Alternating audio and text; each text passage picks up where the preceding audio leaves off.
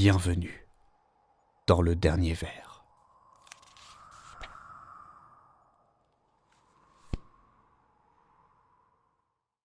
Aujourd'hui, une légende qui nous vient de Chine et qui nous dévoile pourquoi l'eau est salée.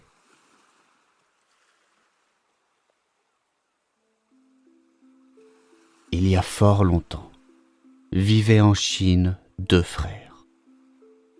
Wang, l'aîné, était le plus fort et brimait sans cesse son cadet. À la mort de leur père, les choses ne s'arrangèrent pas et la vie devint intenable pour Wang, cadet. Wang, l'aîné, accapara tout l'héritage du père, la belle maison, le buffle et tout le bien. Wang, cadet, n'eut rien du tout et la misère s'installa bientôt dans sa maison. Un jour, il ne lui resta même plus un seul grain de riz. Il ne pourrait pas manger. Alors, il se résolut à aller chez son frère aîné. Arrivé sur place, il le salua et dit en ces termes : « Frère aîné, prête-moi un peu de riz. » Mais son frère, qui était très avare, refusa tout net de l'aider, et le cadet repartit. Ne sachant que faire, Wang, cadet, s'en alla pêcher au bord de la mer Jaune. La chance n'était pas avec lui, car il ne parvint même pas à attraper un seul poisson. Il rentrait chez lui les mains vides, la tête basse, le cœur lourd. Quand soudain, il aperçut une meule au milieu de la route. « Ça pourra toujours servir », pensa-t-il en ramassant la meule. Et il la rapporta à la maison.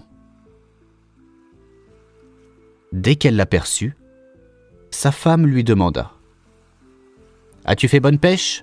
Rapportes-tu beaucoup de poissons ? » ?»« Non, femme, il n'y a pas de poissons. Je t'ai apporté une meule. »« Ah, Wang, cadet, tu sais bien que nous n'avons rien à moudre. Il ne reste pas un seul grain à la maison. » Wang, cadet, posa la meule par terre et de dépit lui donna un coup de pied. La meule se mit à tourner et à moudre. Et il en sortait du sel, des quantités de sel. Elle tournait de plus en plus vite et il en sortait de plus en plus de sel. Wang, cadet, et sa femme étaient tout contents de cette aubaine. Mais la meule tournait, et le tas de sel grandissait. Wang, cadet, commençait à avoir peur et se demandait comment il pourrait bien arrêter la meule. Il pensait, réfléchissait, calculait.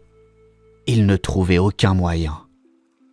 Soudain, il eut enfin l'idée de la retourner. Et elle s'arrêta.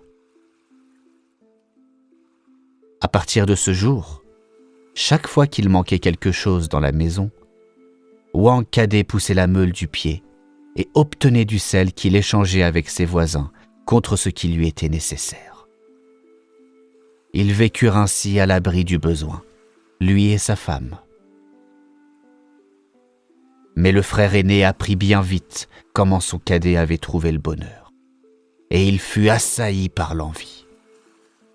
Il vint voir son frère et dit : « Frère cadet, prête-moi donc ta meule. » Le frère cadet aurait préféré garder sa trouvaille pour lui, mais il avait un profond respect pour son frère aîné, et il n'osa pas refuser. Wang, l'aîné, était tellement pressé d'emporter la meule que Wang, cadet, n'eut pas le temps de lui expliquer comment il fallait faire pour l'arrêter. Lorsqu'il voulut lui parler, ce dernier était déjà loin, emportant l'objet de sa convoitise. Il était très heureux, le frère aîné. il rapporta la meule chez lui et la poussa du pied. La meule se mit à tourner et à moudre du sel. Elle moulut sans relâche, de plus en plus vite. Le tas de sel grandissait sans cesse. Il atteignit bien vite le toit de la maison. Les murs craquèrent. La maison allait s'écrouler. Wang l'aîné prit peur. Il ne savait pas comment arrêter la meule. Il eut l'idée de la faire rouler hors de la maison, qui était sur la colline. La meule dévala la pente, roula jusque dans la mer et disparut dans les flots. Depuis ce temps-là, elle continue à tourner au fond de la mer et à moudre du sel. Personne n'est allé la retourner. Et voilà pourquoi l'eau de la mer est salée.